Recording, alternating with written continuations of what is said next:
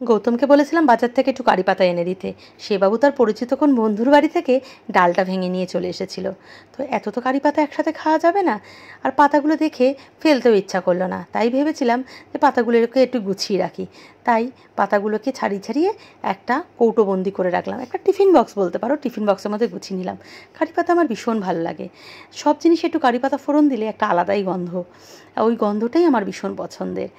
সাম্বার বলো, সে চাটনি বলো, টমেটো দিয়ে কারি পাতার চাটনি, সুজির উপমা, চিড়ের পোলাও, সব জিনিসে ভীষণ ভালো লাগে। এটা প্রায় 1 সপ্তাহ আগের ভিডিও, তখনও ইলেকশন হয়নি। এখন তো ইলেকশন কমপ্লিট হয়ে রেজাল্টও আউট হয়ে গেছে। সেই সময় ইলেকশনের কাজকর্ম নিয়ে আমার তো একদম নাজেহাল দশা ছিল।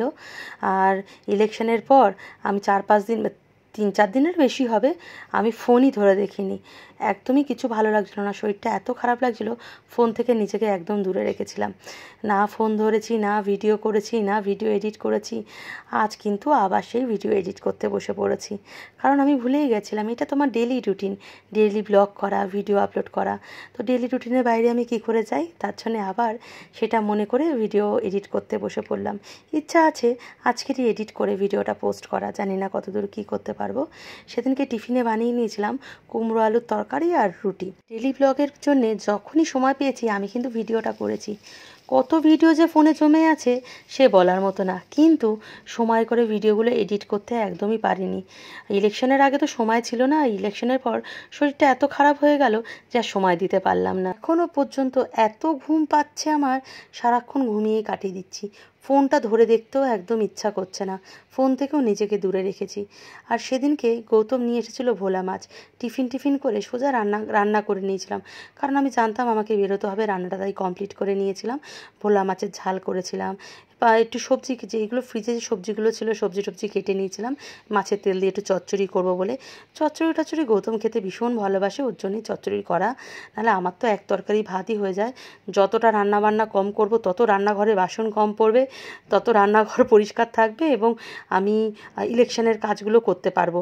এই ভেবেই তখন চলছিলাম যত ছিমছাম রান্নাবান্না করে খাওয়া যেতে পারে, কারণ তখন একদম টাইম পাচ্ছিলাম না। টাইম যে কিভাবে শুরু হচ্ছিলো, কিভাবে যে দিনটা শেষ হয়ে যাচ্ছিলো বুঝতেই পারছিলাম না। আর এখন এত অঢেল টাইম যে এখন বেকার বসে আছি ঘরে। নমস্কার বন্ধুরা, আমি সুপর্ণা, তোমরা সবাই কেমন আছো? আশা করি খুব ভালো আছো। আমার চ্যানেলে নতুন আরেকটা ব্লগে অনেক ওয়েলকাম। ঘরের সমস্ত কাজ কমপ্লিট করে স্নান করে ঠাকুর দিয়ে বেরিয়ে পড়ছি। এবার অফিসের কাজ সামলাতে হবে। আর ইলেকশানে দেরি নেই, আজকের বুধবার, শনিবার আমাদের এখানে ইলেকশান। আজকের আমাদের যে স্কুলে আমার ডিউটি পড়ে, মনমার যে স্কুলে আমি ভোটের কাজটা করি, আমাদের ভোট যেখানে হয় সেই স্কুলেই আজকে যেতে হবে আমাকে। এখন মেয়েকে মায়ের বাড়িতে দেব, দিয়ে ভাই আর আমি বেরিয়ে পড়বো। আমাদের সেক্টর অফিসাররা এসে গেছেন ওইখানে, আজকে কিছু কাজ আছে। আর এখন এরম চলতে থাকবে, যত ইলেকশন সামনে আসবে এরম কাজ টুকটাক চলতে থাকবে। আরও বিশেষ করে ইলেকশনের আগের দিন আরও কাজটা বেশি বেড়ে যায়, কারণ সেই দিন থেকে পুলিং অফিসার থেকে শুরু করে প্রিসাইডিং অফিসার সবাই চলে আসে, সিআরপিএফরাও চলে আসে। অত ওই ঘর আর অফিস করে আমিও হাঁপিয়ে যাচ্ছি। ভিডিওটা তো করতে যাই না, ভিডিওটা আদৌ কবে এডিট করতে পারবো, কবে আপলোড করতে পারবো।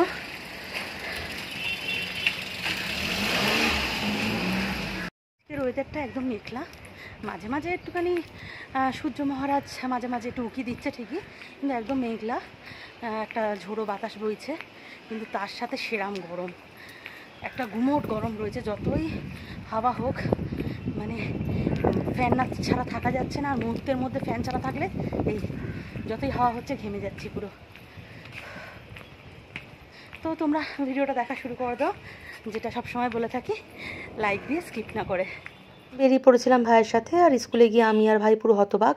খবরটা অবশ্য ফোনে পেয়েছিলাম ঠিকই, কিন্তু সামনাসামনি থেকে খুব খারাপ লাগছিল। স্কুলের সাইডের পাঁচিলটা একদম ভেঙে গেছে, গাছগুলো প্রায় উবড়ে গেছিলো, চারিদিকে পাঁচিলের ভাঙা অংশ পড়েছিল, গাছ উবড়ে একাকার অবস্থা। রেমাল ঝড়ের জেরে স্কুলের এই সাইডে পুরো পাঁচিল পড়ে গেছে, কলা গাছ একদম উবড়ে গেছে।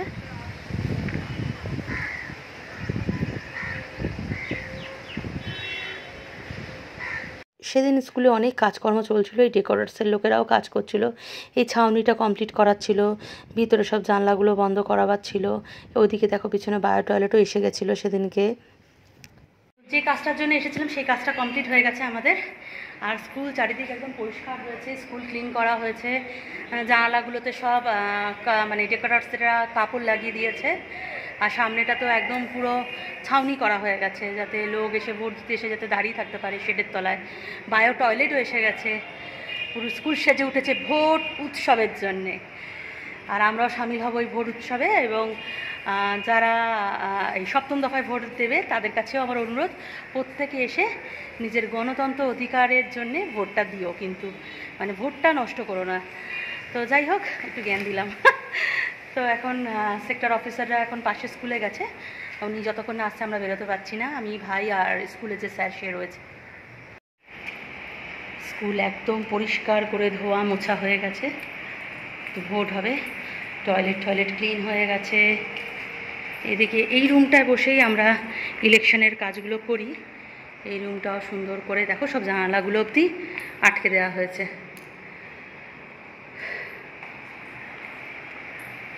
আগে দোতলায় ভোট হতো, কিন্তু এখন আর দোতলায় ভোট হয় না, কারণ মানে বয়স্ক মানুষরা উঠে গিয়ে ভোট দিতে যেহেতু কষ্ট হয়, দোতলায় আর ভোট হয় না।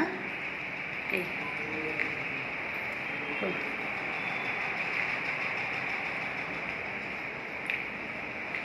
এখনো বেঞ্চ টেঞ্চ আসবে।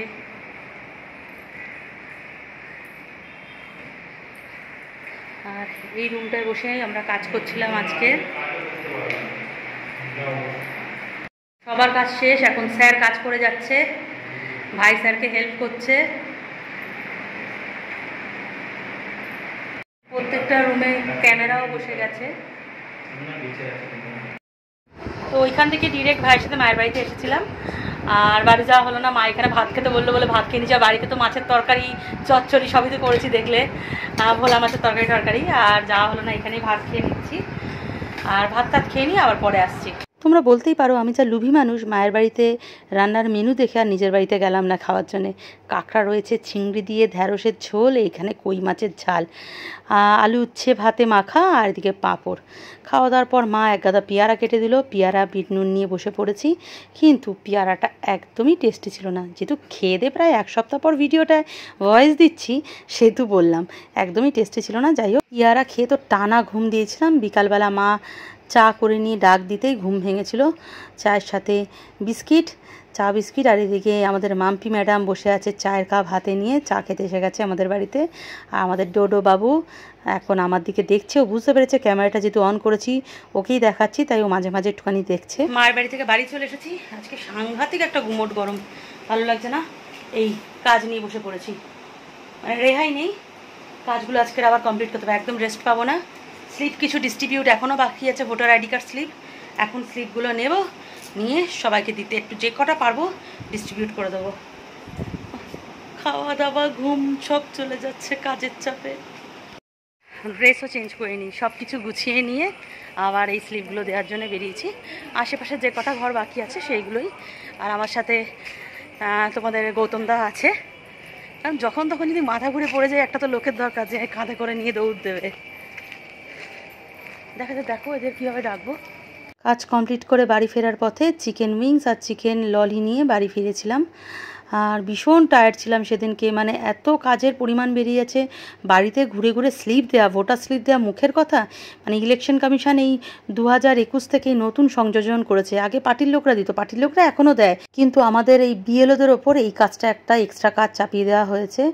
মানে একদম বিরক্তিকর ব্যাপার। এত কাজের পরও লোকের বাড়ি বাড়ি খুঁজে ভোটার স্লিপ দেওয়া যে কী কষ্টকর ব্যাপার সেটা আমরা জানি। তার মধ্যে তো ইলেকশনে নানা রকম প্রবলেমে এই বারবার ভোট গ্রহণ কেন্দ্রে দৌড়াতে হচ্ছে, সেটা তো তোমরা দেখলেই। তিনজনে মিলে জমিয়ে বেশ খাওয়া দাওয়া করেছিলাম।